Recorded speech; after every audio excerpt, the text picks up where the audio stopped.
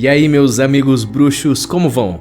E olha, uma coisa que causa muita curiosidade no nosso universo bruxo são as 3 maldições imperdoáveis. E elas, quando surgem tanto nos filmes quanto nos livros, parece que elas sempre estiveram ali e ninguém dá detalhes sobre suas origens. E olha, hoje eu vou trazer uma teoria muito legal sobre os criadores dessas 3 maldições imperdoáveis. E são 3 bruxos diferentes e podem ser mais óbvio do que parece. Pois é, então hoje eu vou te contar tudo sobre isso. Pega a sua vassoura e bora pro vídeo. Avada Kedavra!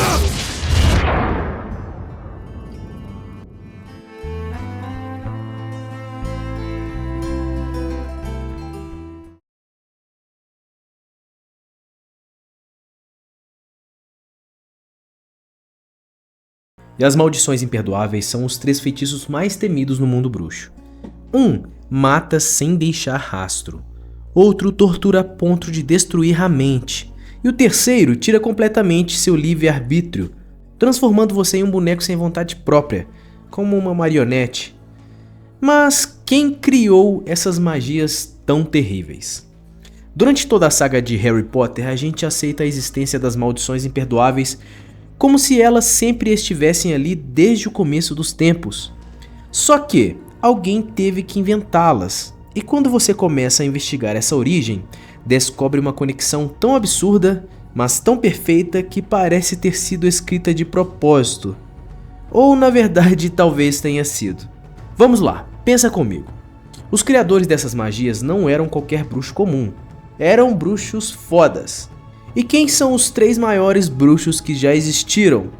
Os próprios irmãos Peverell. Os mesmos que criaram as Relíquias da Morte. Sim, olha só essa teoria, que diz que cada irmão Peverell criou não só uma das relíquias, mas também uma das maldições imperdoáveis. E quando você compara os detalhes, fica quase impossível de não acreditar, pois tudo bate. Vamos começar com Cadmus Peverell, o criador da Pedra da Ressurreição. A obsessão dele era trazer de volta à vida a mulher que amava. Mas o que aconteceu quando ele conseguiu? Ela voltou fria, distante, sofrendo por estar num mundo ao qual ela não jamais pertencia. E Cadmus ficou tão atormentado com a dor dela que acabou tirando a própria vida para se juntar a ela. Esse detalhe de sofrimento insuportável conecta diretamente Cadmus à maldição Cruciatus. A Pedra da Ressurreição causava dor emocional constante, uma tortura psicológica tanto nele quanto na mulher que ele trouxe de volta. E se Cadmus, como um bruxo incrivelmente habilidoso, tivesse canalizado toda essa dor em uma magia que transformasse sofrimento emocional em sofrimento físico absoluto? O Cruciatus não é apenas dor, é um feitiço de tortura completa, que atinge o corpo e a mente de forma tão intensa que destrói a sanidade. E é isso que vemos com os pais de Neville, que ficaram loucos após serem torturados por Bellatrix Lestrange. E quando Harry é atingido pelo Cruciatus, ele sente que seus ossos estão pegando fogo, que sua cabeça vai se partir ao meio. Mas mesmo assim, ele não desmaia. Porque não é a dor física comum, é como se fosse uma dor emocional transformada em dor física, que é exatamente como Cadmus experimentou com a pedra. Agora vamos para Antioque Peverell, que é o dono da Varinha das Varinhas. E vamos lembrar qual era a obsessão dele: poder, invencibilidade e queria vencer qualquer duelo. E qual a maldição que mais combina com essa mentalidade? Claro, o Avada Kedavra, um feitiço que tira a vida do oponente instantaneamente sem possibilidades de defesa. Pense, o que é mais invencível do que isso?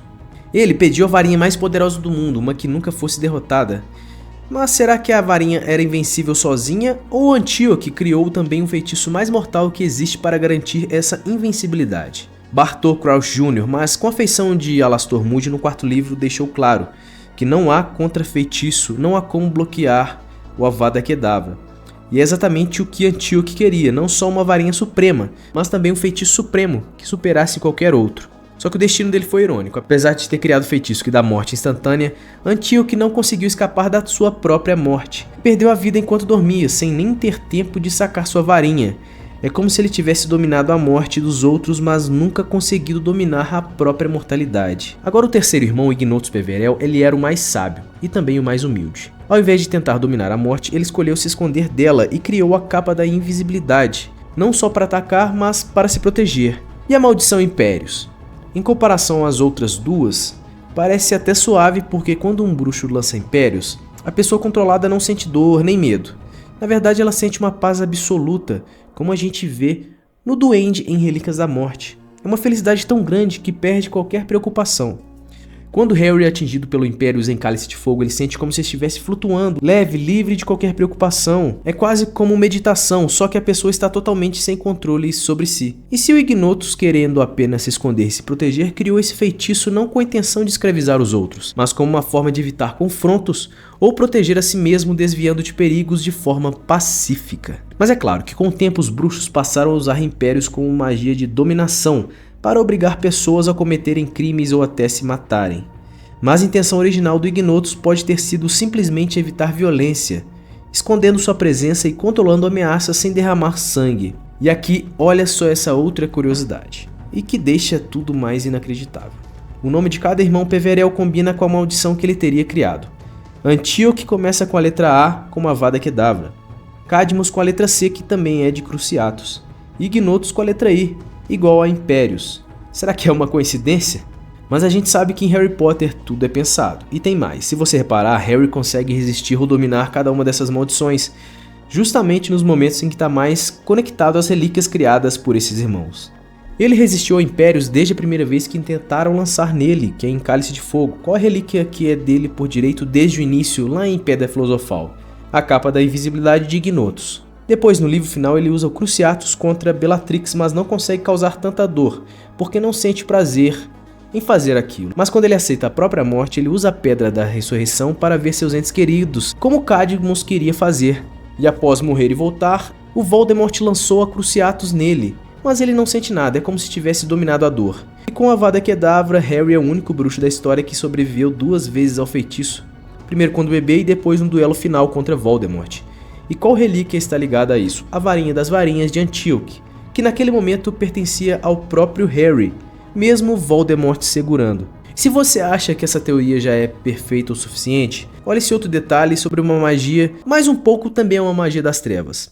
O único outro feitiço de magia negra cujo criador conhecemos é o Sectum Sempra, que é criado por Severus Snape, e as iniciais também combinam.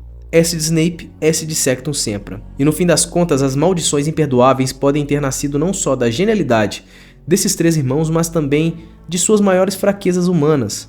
O desejo de poder, o medo da perda e a vontade de se esconder do destino. E o mais impressionante é ver como cada magia sombria foi de alguma forma derrotada ou superada por Harry. Não pela força bruta, mas pela coragem, pela compaixão e, acima de tudo, pela aceitação da morte como parte da vida. Mas e aí, galera, o que vocês acharam dessa teoria? Olha, eu acho que tem muito fundamento, viu? É muita ligação, muito ponto. São vários pontos que são várias coincidências. Pois é, então eu quero saber de vocês, então deixem nos comentários o que vocês acharam sobre a teoria. E claro, se gostou também, não se esqueça de se inscrever no canal e deixar seu like. Meu muito obrigado, eu sou a Dirnácia e te falo de tudo sobre o mundo bruxo. Até o próximo vídeo, tchau, tchau!